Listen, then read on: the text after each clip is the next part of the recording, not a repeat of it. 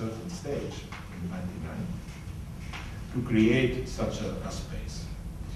And all the basis is that all member states are bound by these treaties. They are bound that it's the Refugee Convention. And there's various phases how this developed, and I will spare you the details, but there was a Hague program already in 2004 when they had at least most of the legal instruments in place to create a common European asylum space.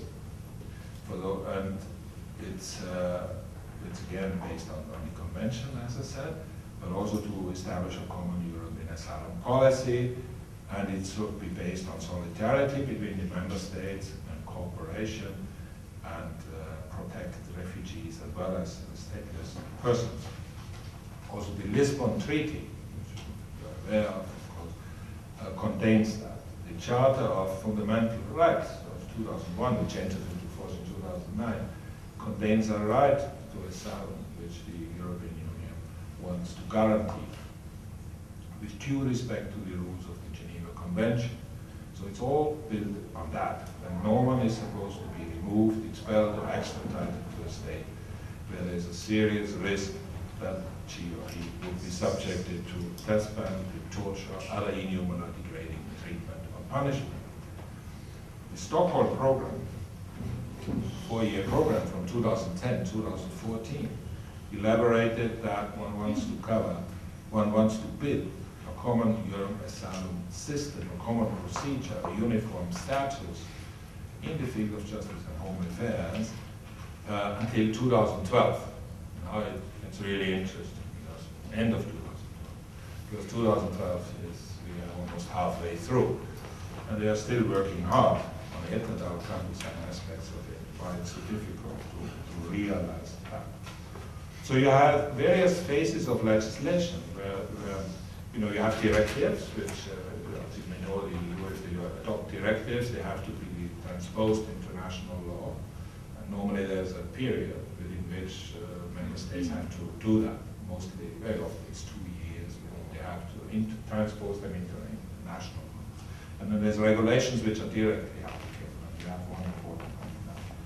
So Europe established, on the one hand, criteria on institutions, on reception conditions. Something like that didn't exist before. There was no common standard, neither internationally, except you interpret it from international human rights standards, like reception conditions. What are the conditions receiving asylum seekers? Under what conditions you accommodate them? What rights do they have? What services? What rights they do not have yet, etc. What are the benchmarks? So here Europe established for the EU common standards.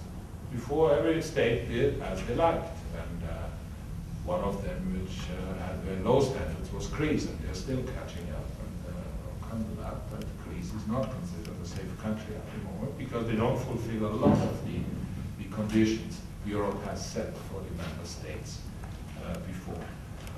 There's also directive regulating the status of the individuals, a directive talking about temporary protection in case of mass movements like we had out of former Yugoslavia. That was actually the reason why they introduced it. It hasn't been used since then, and there was no need to use it so far.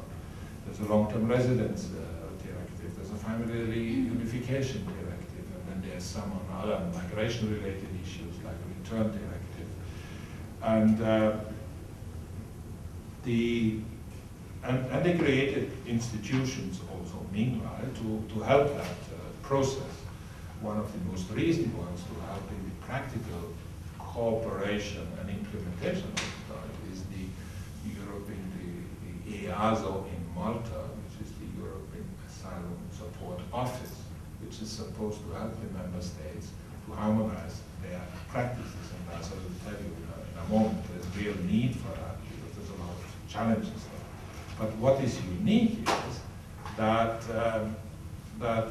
there is a region, a whole of 27 states, giving itself a legal regime which is legally enforceable.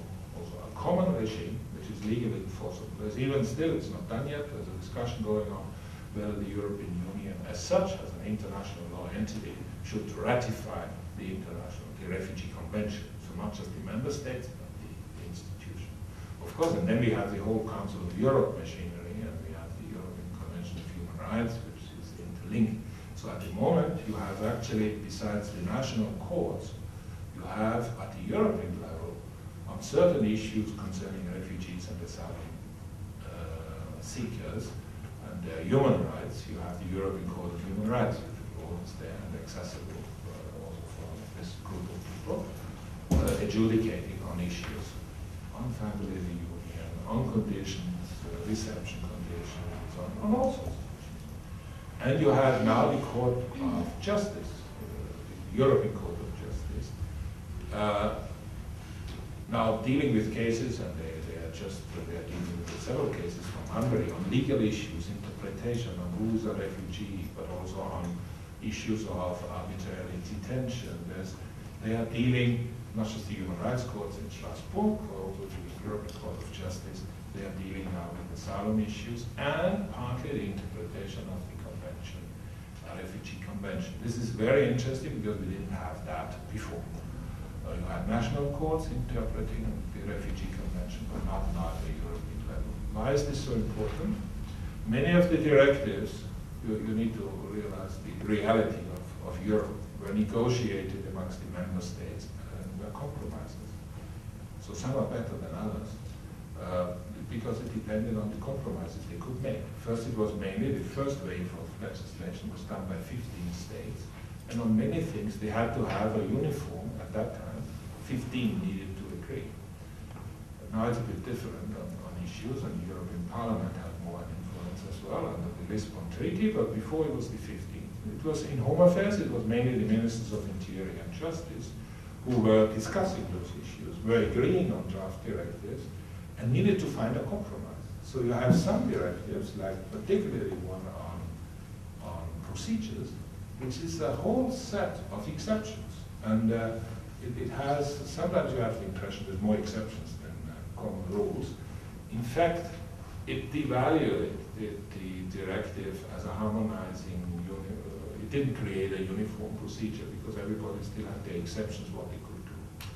And this is part of the problem, why it's so difficult to have a common system. It's true also for other directives. There's another downside. They were agreeing what they could first agree on. What they could first agree on is the regulation, because they had a similar model before, on who is responsible for dealing with an asylum request. Now this is a very important aspect because I still remember when I started working for UNHCR in the 80s, we had what we called the phenomenon of refugees in orbit. Now they were not going to space, but these were asylum seekers arriving at airports, and this was happening in the 90s regularly. They tried to apply for asylum in whatever, Frankfurt, then they found out the person had traveled through Syria. So they put him on a plane to Syria. Syria, we said, no, it's not, it's Frankfurt, you know. And so there was this ping pong going on between states. Which state is responsible to deal with that case? That's why we call them in orbit. You know. So it was very important that the EU found a conclusion, states found a conclusion and said, look, we want common criteria, who is responsible, and they formulated them. Again, it was a compromise. The compromise was that they couldn't agree on what some call burden sharing or responsibility sharing.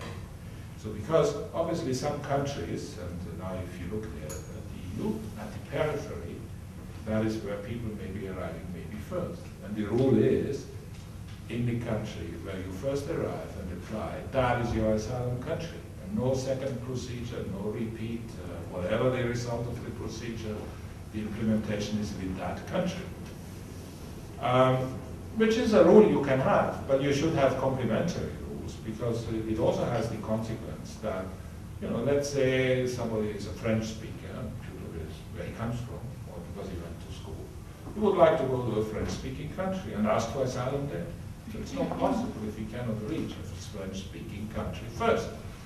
And whatever it is, whether it's Hungarian, Czech, German, Italian, that is, you know, the country where he has to remain, though the integration would be much better. But Europe couldn't agree on a system, and it leads to problems. It leads to problems, what you heard before. Look at Malta.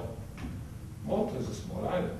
Malta has the size, both in territory as well as population, of half of Vienna, or half of Budapest, you could say. And of course, Malta is in the middle of the Mediterranean, and there was a lot of arrivals, and they were totally overwhelmed. But Europe doesn't have a system how to say, well, we help them.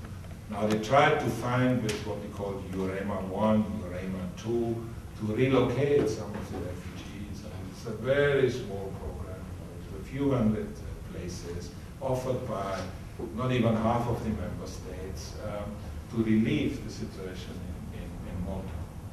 Now you heard the discussions about boat people in the Mediterranean and Lampedusa in Italy for sure for a while. For a while it was Spain that people arrived. Now also when Tunisia, the political changes took place, you had arrivals in Lampedusa, and when Libya happened last year, you had the arrivals in Lampedusa. And there was this big, particularly when you had a coalition government in Italy, where the Lega Nord was using it as a populist opportunity to emphasize how terrible the situation is. Now, of course, Lampedusa is small, and if you keep the people, you know, don't leave, let them leave the island, and you focus on that, and then all the TV cameras come and you know, enlarge it for the rest of the world, it looks like a big problem. But you will agree that Italy is much bigger, and as a nation could and did deal with that situation. It's not that big, and Europe is much bigger.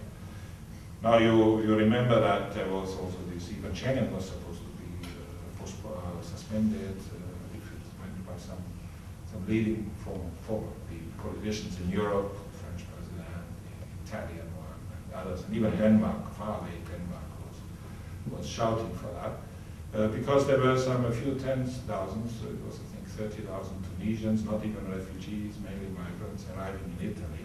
And Europe was suddenly in an emergency phase, which is very strange, because Europe had seen hundreds of thousands, countries have seen hundreds of thousands of refugees per year in the past. So I think we have reached a stage where there's a high sensitivity of you know, how to deal with arrivals, even, I wouldn't say small numbers, but for Europe, you know. And most of these Tunisians returned. Now with the Libyans, it's a bit the same. You know, there was a huge scare of the outflow of Libya. Now the real figure in the Libya conflict last year is that about 1 million people left Libya, but not for Europe.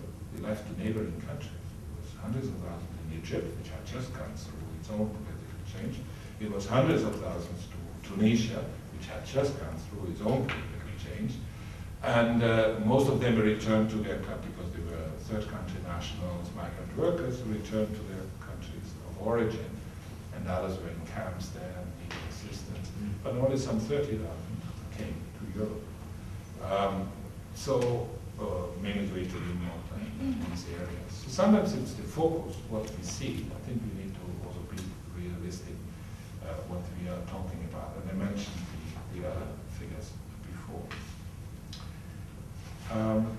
Let me move on to, time is passing, to some other issues which are important in the European context. One thing is migration management. So we have the interesting phenomenon that Europe creates, the EU, not only a common asylum space, but also a common space for freedom of movements and goods of persons, Schengen, I guess.